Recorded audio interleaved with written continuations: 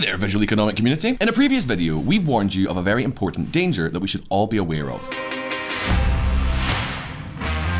The euro could be in grave danger. What's more, the hypothetical but increasingly less far-fetched fall of the euro could give way to a huge financial crisis. The financial crisis even bigger than the one experienced in 2008. This could lead to the ruin of several European economies. And why, you may ask, is there so much danger and so much concern about the economic evolution of Europe? Well, as we've already told you here on Visual Economic, the main reason has to do with the huge public debt incurred by the countries of the South. To be more specific, we are talking about levels of public debt that, in the case of some member countries, have reached 175% of gross domestic product. Debt that, in the absence of a huge adjustment to the public accounts, will end up being unpayable, which could lead, and I am not exaggerating here, to the bankruptcy of the financial system itself. But wait a minute, let's not go so fast. The truth is that there is a sector of economists, or at least a sector of politicians, who argue that there is nothing to worry about. After all, we can find countries in the world that are more indebted than those of Southern Europe, and that are not doing so badly. Well, today on Visual Economic, we are going to talk about those countries. In fact, we're going to talk about the country par excellence if we're talking about public debt. The country that is said to have the most indebted government in the world. That's right, in this video, we're going to tell you about Japan.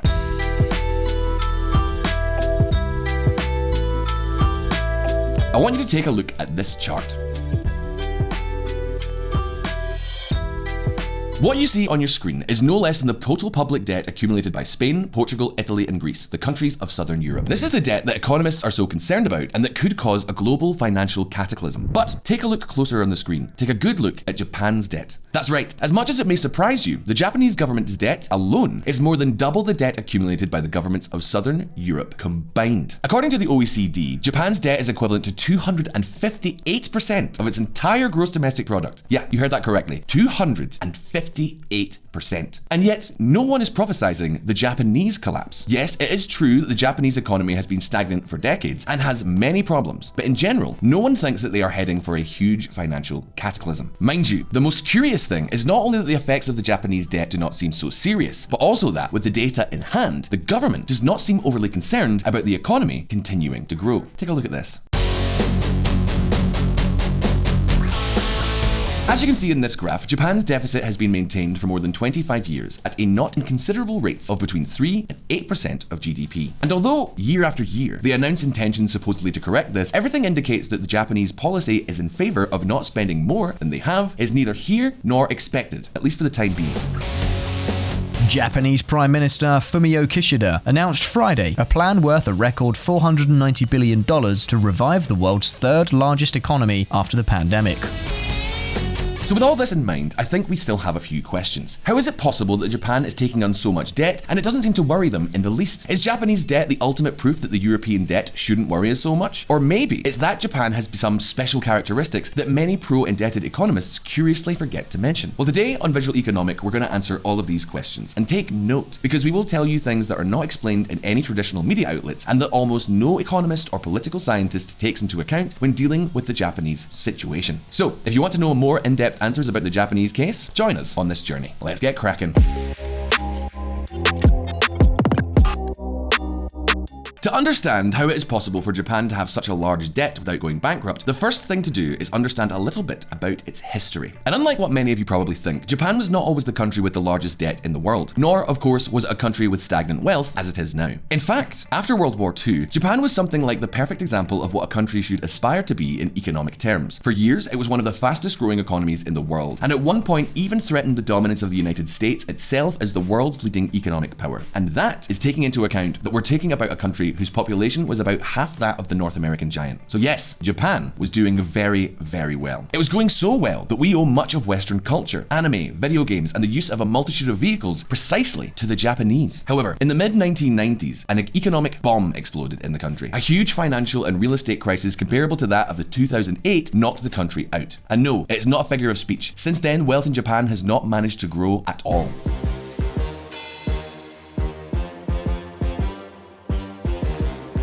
I'm sure many of you are now wondering what exactly happened. Why did the Japanese bonanza completely collapse overnight? Well, this is something we've already talked about at length on our sister channel, VisualPolitik. I'll leave some links down below in the description. In any case, what we are interested in knowing about the Japanese crisis of the 1990s is that it was right around that time that this monstrous debt began to take shape. Since then, as a mechanism to finance the Japanese government stimulus plans, Japanese debt went from an almost irrelevant 38% to the staggering figure of over 250% that we see today. And the key question is, how has Japan managed to run up so much debt for 30 years without going bankrupt along the way? Is such a level of debt sustainable? What on earth differentiates Japan from Southern Europe? Let's find out. Japanese support. First of all, let's be clear about one thing. In the traditional media, and also from the mouths of certain economists, it is often said that the reason why Japan can get into so much debt without going bankrupt is the following: that the government of Japan owes 46% of all its debts to its own central bank. In other words, that it owes money to itself, or, to make it even clearer, that half of its debt is actually owed to no one, and therefore, technically, doesn't exist. This reason, which so many economists have put forward, makes sense, although, of course, it also has its drawbacks and problems. However, on VisualEconomik, we do not think that this is a fundamental reason why Japan can get so far into debt. Without digging too deep, in Southern European countries, we also find similar situations. For example, more than 40% of the Spanish debt belongs to the European Central Bank. And as we've already explained, this does not mean that Spain can get as indebted as Japan. In fact, the European Central Bank has already said it will turn off the credit tap to southern countries. ECB prepares to end debt purchases in the summer due to runaway inflation. Now, if the fundamental reason why Japan can have so much debt is not because its debt is owed to its own central bank, then what is it? Well, I think the answer is going to surprise you a lot. Japan is not really practically in debt in net terms. It could be if we take into account future commitments, such as future pensions, but then the situation of most countries in the world would also be worse. Let's just say that this is something that is not taken into account when measuring the degree of liquidity or solvency of a country. But let's not get bogged down. Didn't I just say it was the most indebted country in the world? Why am I now saying just the opposite? Well, the thing is that even though Japan has such a large debt, it also has very, very high savings. It has a gigantic piggy bank, so to speak. To give you an idea, according to the official data for 2019, the financial assets of Japan's central government were equivalent to 624 trillion yen. That's about 4.5 trillion US dollars. A figure to which, in addition, another 117 trillion yen in assets owned by the Japanese central bank should be added. In other words, the Japanese government has investments that exceed the debt it owes to private agents by nearly 10%. Or, to put it another way, if tomorrow the government of Japan was to lose a banknote printing machine with which to repay its debt, it can simply sell its investment in stocks, bonds, and commodities and pay off the debt with the profits. And even then, they would still have money left over. When talking about public debt, a serious mistake is often made. The mistake of measuring debt as a percentage of GDP without taking into account the government's net worth or a country's real capacity to service its debt. This would be like if we were lending money to someone and we looked at how big their salary was without taking into account the assets or savings they have. It would be like refusing to lend money to Elon Musk because he doesn't have a high salary, even though he has millions in Tesla stock. Wouldn't that be ridiculous? Well, this phenomenon alone would be enough to explain why countries with less debt than Japan, such as those in Southern Europe or Latin America, have much more problems when it comes down to it. To give an example, in Spain, the public administration not only does not have the resources, but the net saving volumes of households and companies are also much lower than in Japan. At the end of the day, what really matters is the credit worthiness, the ability to pay, the assurance that lenders are given that their money can be repaid. But wait a minute, because we're not done yet. There are even more reasons that could explain Japan's ability to sustain its huge public debt. Do you want to know what they are? Of course you do. So let's find out. Printing and grinning.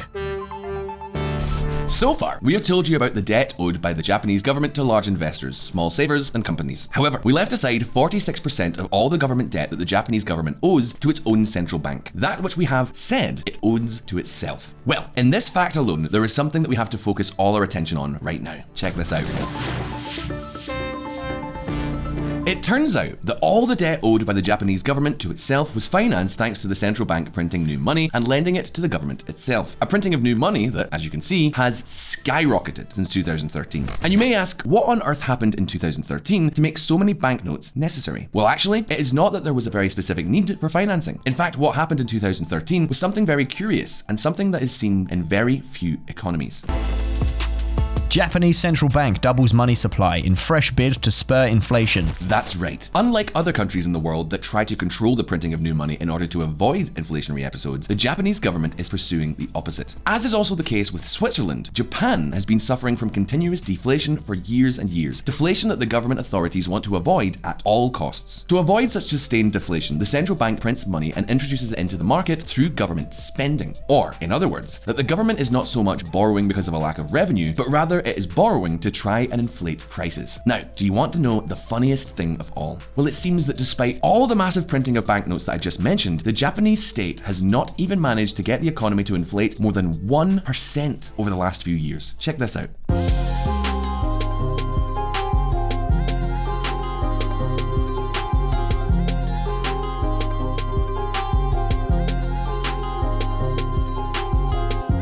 After seeing this, I am sure that many of you will not understand anything. How on earth is it possible that after putting more than 6 times the amount of money in circulation, inflation has not picked up? Well, you see, the answer to this question involves a very interesting phenomenon in the economy, the liquidity trap. But what is a liquidity trap? To find out, let's go back for a moment to the chart from before. Again, the red line you see is the money that has been created in the Japanese economy over the last few decades. However, now look at the blue line that appears on the screen. The blue line is the sum of all the bank deposits owned by the Japanese. And notice that there is one thing that does not add up here. While the money in circulation issued by the central bank has increased more than 6-fold, the volume of bank deposits has grown at a rate that is 3 times lower. I mean, even though there is more money, that money is not in the banks. Isn't that a bit strange? And yes, indeed it is. It's super strange. But this is precisely what the liquidity trap is all about. And the question is, what is the cause of this trap? Well, you see, in essence, this works as follows. Commercial banks multiply money by creating new fictitious money from your credit. That is, if you leave $100 in a bank, the bank could convert it into $1,000 in deposits. Now, in order for banks to be able to multiply money so much, they must first have money to multiply. In other words, if people withdraw money from the bank in droves, this fictitious money tends to disappear. Hence, when there is a banking panic, banks do not have cash for everyone. And that alone, but in a progressive way, is what has happened in Japan. Let me explain. Despite the fact that the government has been printing real money by the bucket load, Japanese citizens have been steadily withdrawing their money from the banks, causing the fictitious money created by the banks to diminish. Therefore, if real money increases but fictitious money decreases, then the total money does not increase and there is no inflation. Now, why did Japanese citizens start withdrawing their money from banks in the first place? Well, because with an aging population and so much money being printed by the central bank, Japanese interest rates ended up generating negative yields. In other words, in order to have the money in the bank, citizens had to pay the bank, so that in the end, it was more profitable to have the money kept under your mattress. To give you an idea, Japanese families are so fond of cash that it is one of the developed countries that pay the highest percentage of their purchases with ready money in cash. Families hoard a lot of cash, and so the more money the state printed, the more the interest rate was reduced, and the more people took their cash out of the banks, creating a vicious cycle where the total money could no longer increase no matter how much more was printed. But wait a minute, because that's not all. If the liquidity trap holds, in theory, Japan could pay its debts by simply printing money, right? In part, yes, thanks to the liquidity trap, Japan could monetize debt without creating huge hyperinflation like those in Argentina or Venezuela. So, does this mean that Japan can borrow for free? That it has infinite money and resources to do whatever it wants without affecting the economy? Well, there are many economists who think that, yes, since Japan can print money without creating inflation, it can do whatever it wants. The problem is that these economists do not seem to mention the obvious. This policy has other consequences. For example, it erodes the value of the yen, prevents one of the most thrifty societies in the world from taking advantage of its wealth, and, among other effects, has caused the country to experience economic problems for 30 years.